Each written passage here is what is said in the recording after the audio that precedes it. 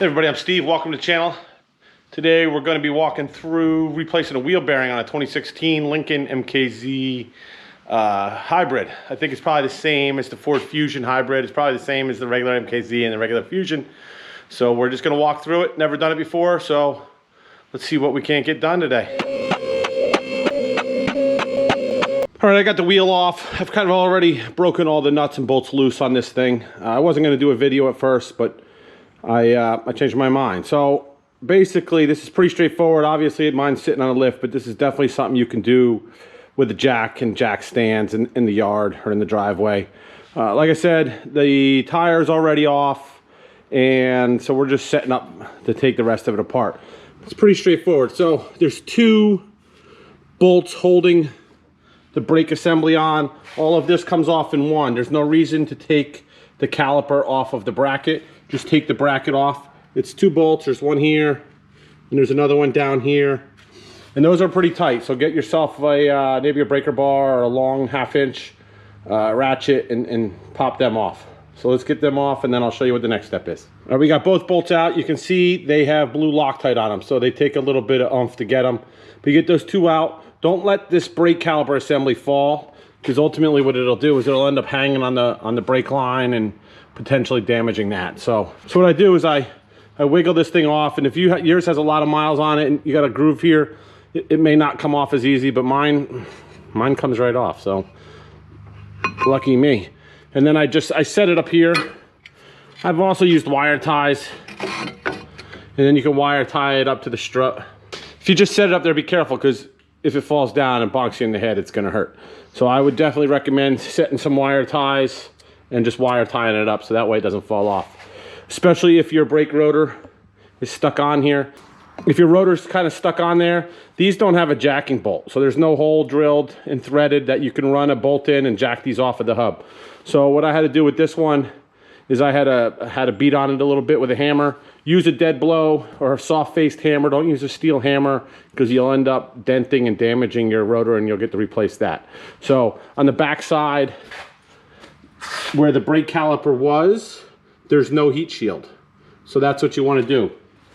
You want to smack it there, and it'll work itself over, and then you can turn it and smack it and turn it and smack it, and ultimately this thing will free up, and then you can just slide it right off. Okay, now that we have the brake caliper assembly out of the way and the rotor out of the way, the next thing we want to pull the axle nut. That's going to be 32 millimeters. I would say it's going to be the only tool in this entire job that you may not have in your toolbox. Everything else you can do with a standard ratchet set and wrench set. And Harbor Freight sells just a 32 millimeter socket. I mean, they're probably like 10 bucks. They're cheap.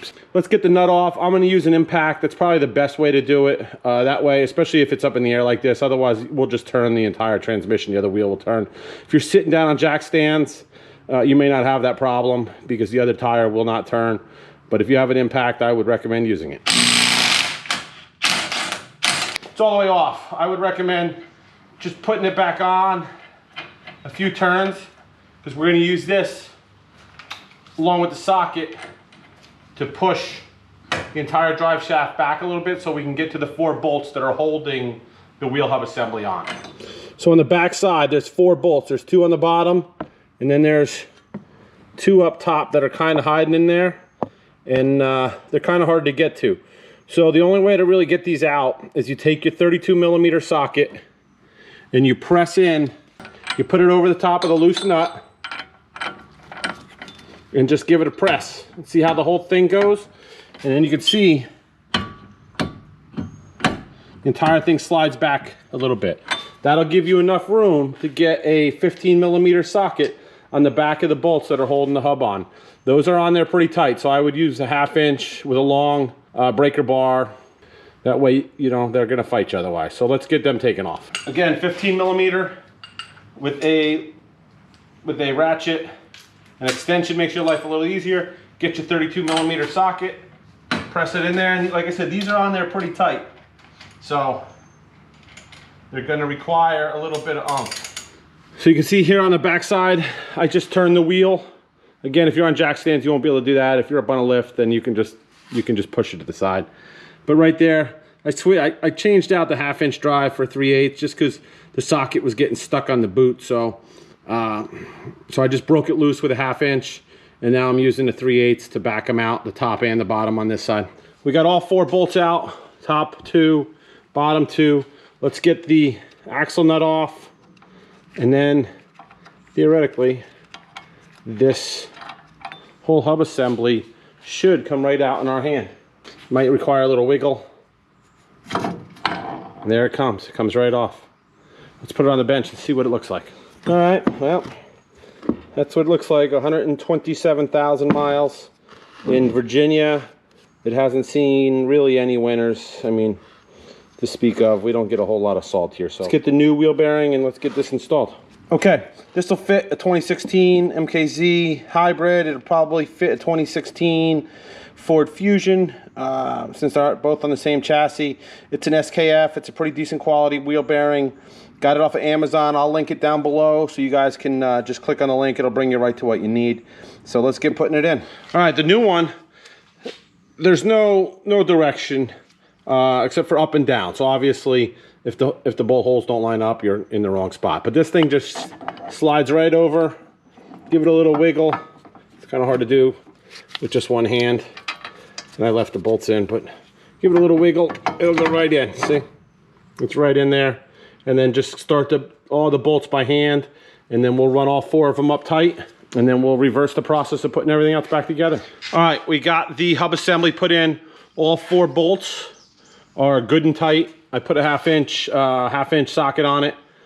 Well, 15 millimeter socket, 1/2 inch drive with a long handled ratchet, and got them good and tight. The next step is going to be make sure since you were playing with this drive shaft a little bit, make sure it's all the way in here. Then you're going to run your nut back on.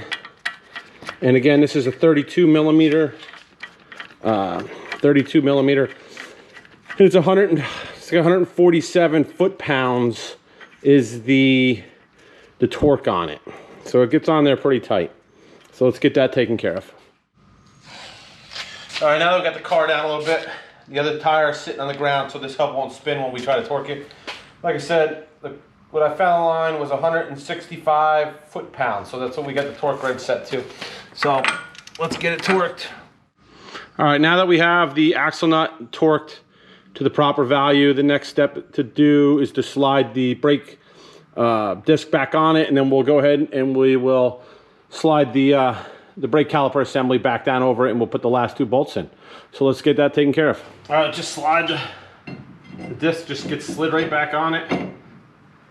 And that's it. And now the brake caliper will get slid right on top of that. It's important not to touch the brake pedal at all while you have this off, otherwise you'll be taking the caliper, the pads out of it, and pressing the piston back over. Now that you got the brake caliper slid back over, the 2 bolts that you originally had taken out get put back in. Sometimes they're a little difficult to get started, so you just put them in there and give them a couple turns while you wiggle the brake assembly. And typically they start right up. Don't tighten the top one or the bottom one up completely until you have both of the bolts in and started. Otherwise you will be loosening the one that you obviously tightened up if the holes line up. Once you get both of the bolts run all the way in, make sure you give them a good and tight. I don't know what the torque is, but I just gave them a good and tight torque. We got everything put back together. Brake calipers on. The last 2 bolts on the back are good and tight. I'm going to give this thing a spray down with some brake cleaner on both sides just to make sure if we got any grease on there that it's all off.